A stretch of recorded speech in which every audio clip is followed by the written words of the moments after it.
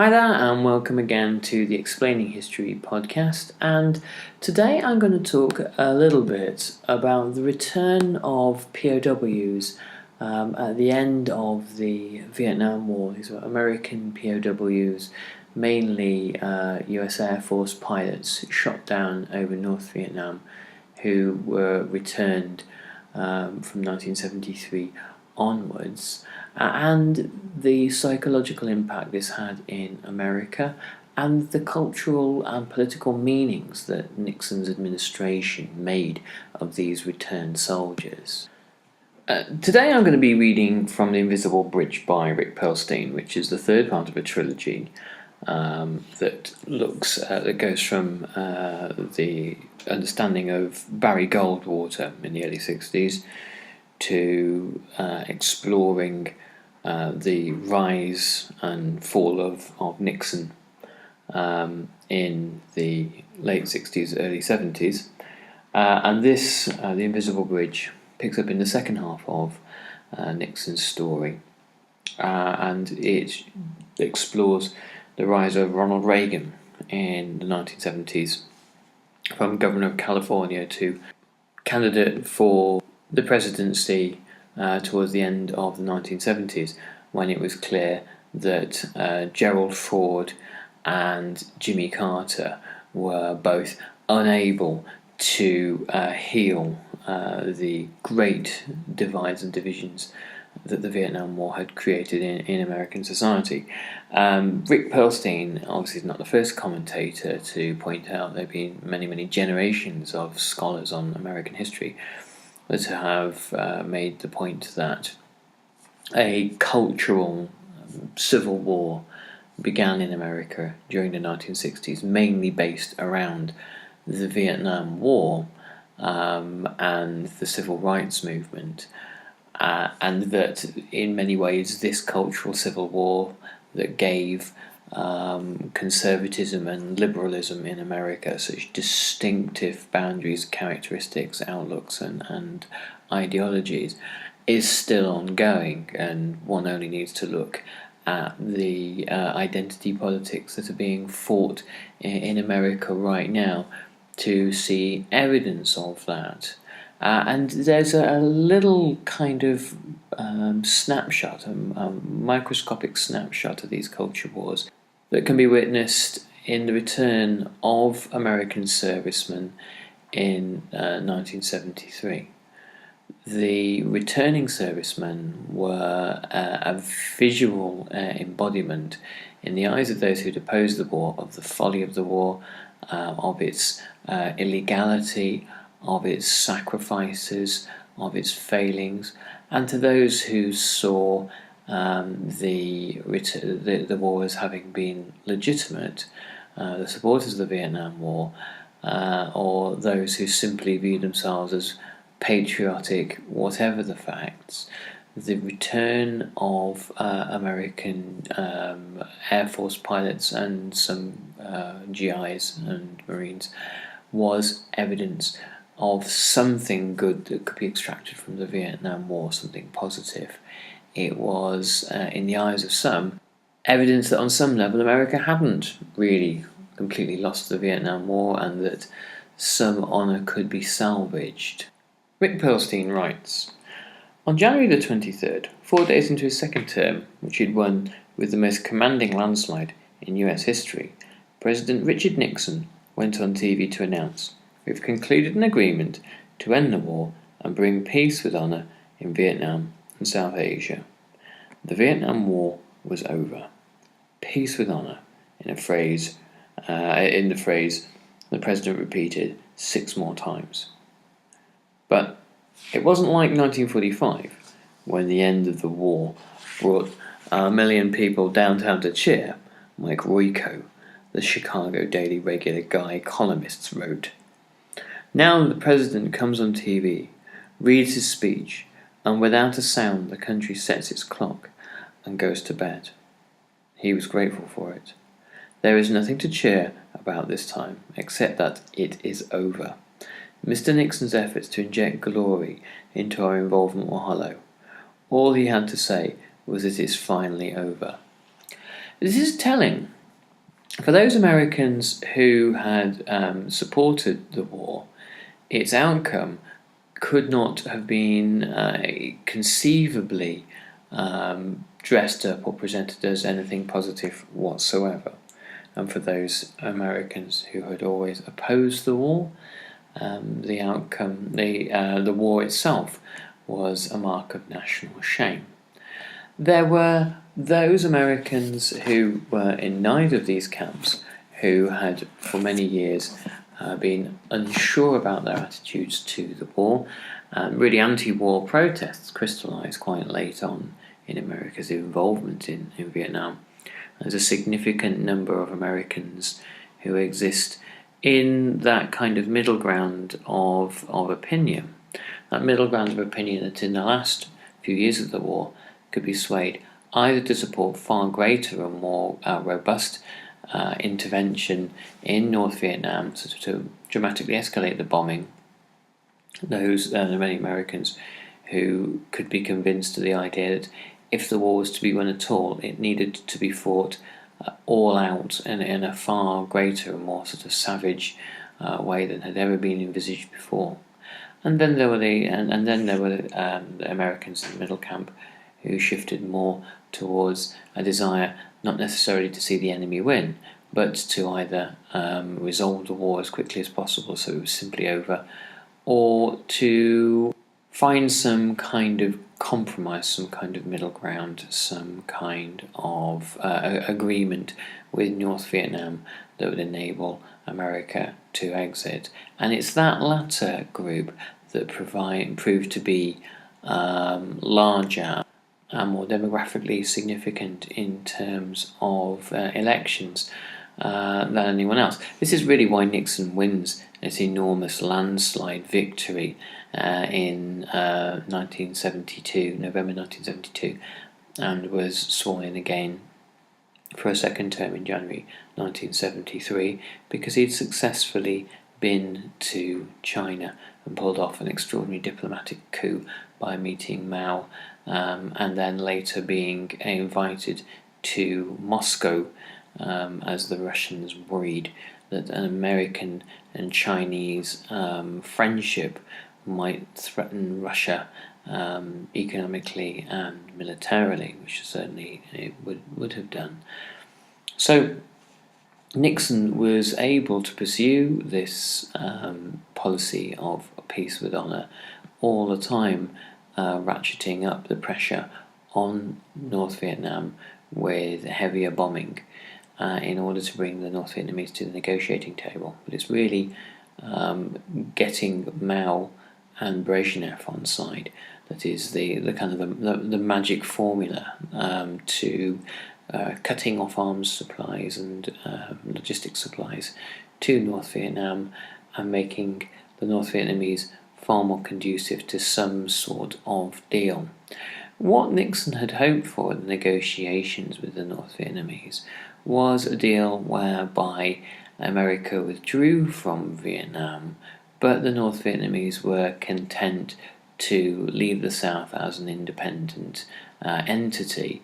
And of course, it became abundantly clear that they had no intention of doing this and would overthrow the South Vietnamese government as quickly as possible. But as long as Nixon and his advisors could convince themselves that the South Vietnamese stood a fighting chance if they were continued to be equipped by Americans, then it was possible for the Nixon administration to withdraw from Vietnam, basically, assuring themselves that the army of South Vietnam would be able to continue fighting, even though morale in the army of South Vietnam was so low that the men were happy to surrender in their droves within 18 months' time, to change sides or to mutiny, to abandon their posts and to go home to their villages, which is what tended to happen. Rick Perlstein also quotes Mike Royko of the Chicago Daily News as saying, "It is hard to see the honour. Why kid ourselves? They didn't die for anyone's freedom. They died because we made a mistake, and we can't justify it with slogans and phrases from other times. It was a war that made the 60s the most terrible decade in our history. If we insist on looking for something of value in this war, then maybe it's this. Maybe we finally have the painful knowledge that we can never again believe everything our leaders tell us. The return of POWs was going to be a ritual rather unlike previous military parades and previous military acts of public relations that had ended wars, such as the end of the First and the Second World War. Indeed, at the end of the Civil War, there had been acts of reconciliation where Confederate soldiers had marched through Boston and New York to cheering crowds, less so with Union soldiers occupying the South. But there had been some attempts to portray America as a unified and harmonious nation. It was definitely an attempt to do this, but the context was completely different. The context was that these were men who were being freed from captivity, some with injuries and disabilities, some looking decidedly unwell, some who had not seen their families all who had not seen their families for many years.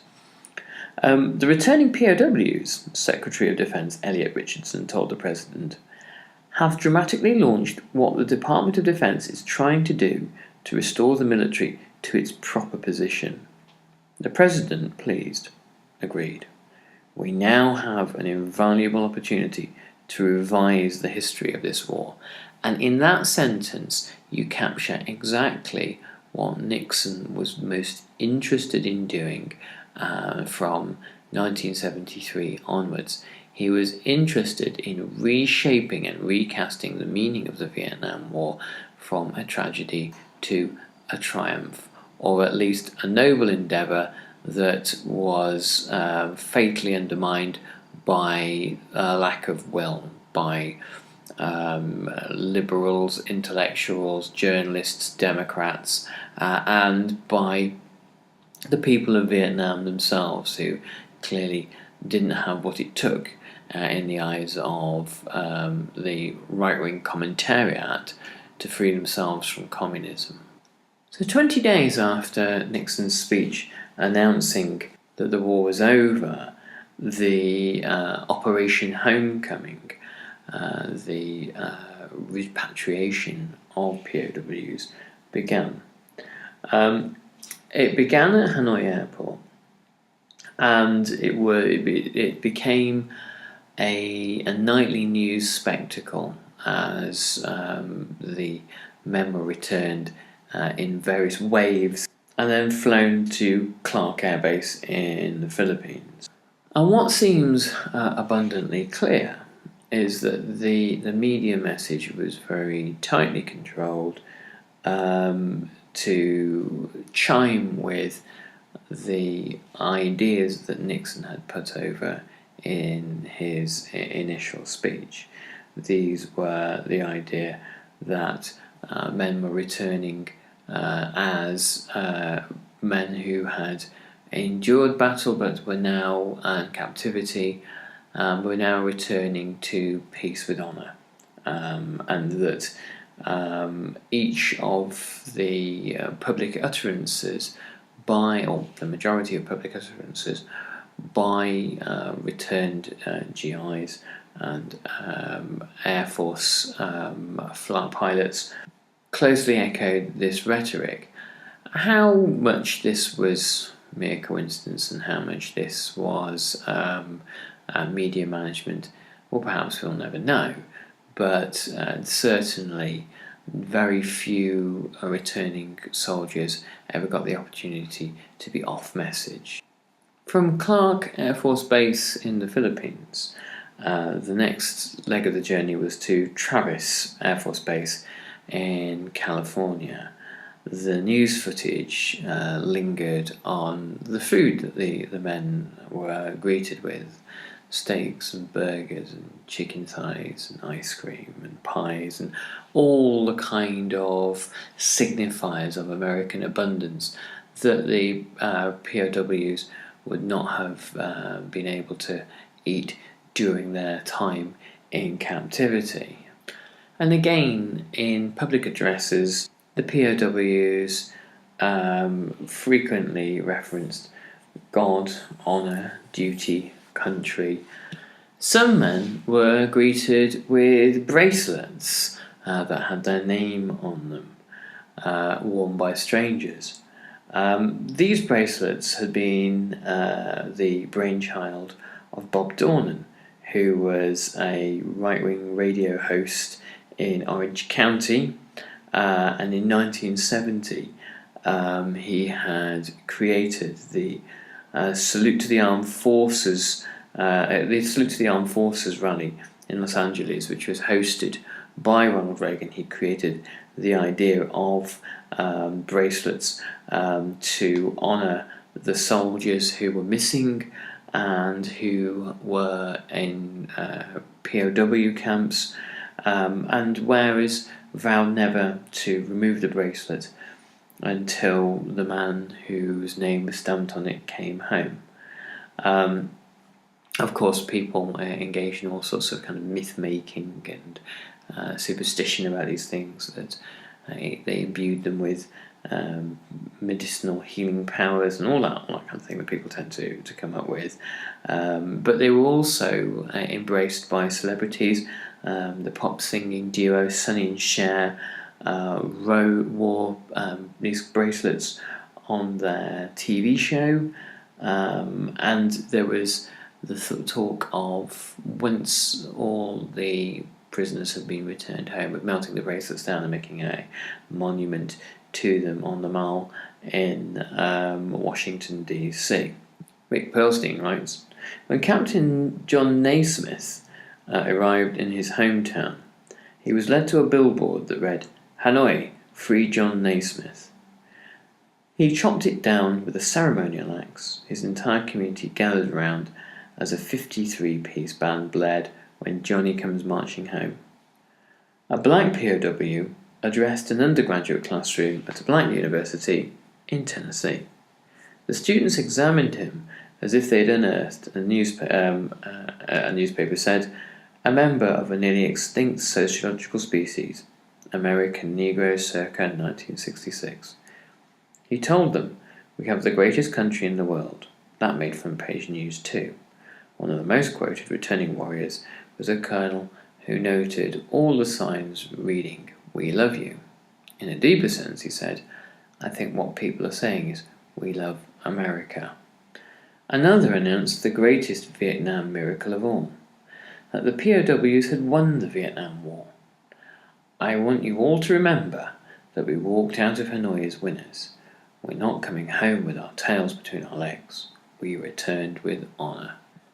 It seems as if the rituals and the performances, the acts that we can see here, that were drawn out over several months, were a way of finally acknowledging the end of the war, but acknowledging the end of the war in a particular political frame, that the end of the war was seen as something that was inimical to the kind of the greater, the overall American story, a story of greatness and exceptionalism and honour and purpose and duty, where God had ordained things to be so, and where nothing really is a defeat and a humiliation, and that the return of the prisoners was simply more evidence of the greatness of America. And the phrase that America is the greatest country in the world is reiterated and reiterated throughout this. But of course, this is not something that everybody believes. There were Americans who looked on at the returning POWs, most of whom were Air Force officers, as war criminals. particularly those who had bombed North Vietnam, who had done so by the letter of international law illegally in an undeclared war, had been guilty of crimes against humanity and had been rightly imprisoned for what they had done. There were even some POWs who returned, such as the Marine Edson Miller, who turned his back on the crowd cheering his return and raised his hand in the Black Panther power salute. One of Nixon's oft-repeated tropes was that the war had not been in vain. It was very, very important for Nixon to reiterate that endlessly, that the soldiers coming home could come home with their heads held high, with peace and honour, and that the war had not been a complete waste of time. This was not said for the benefit of returning American troops. This was said for the benefit of America's political class in general, both Republican and Democrat, who were keen for their decisions and their choices not to be seen as catastrophic errors, which in many cases they clearly were. There was the naivest of hopes and expectations, not just on the part of America's political classes, but as well in America's commentariat, that the return of America's POWs would be the beginnings of national unification, that the country could come together again in the aftermath of the war and put old differences aside.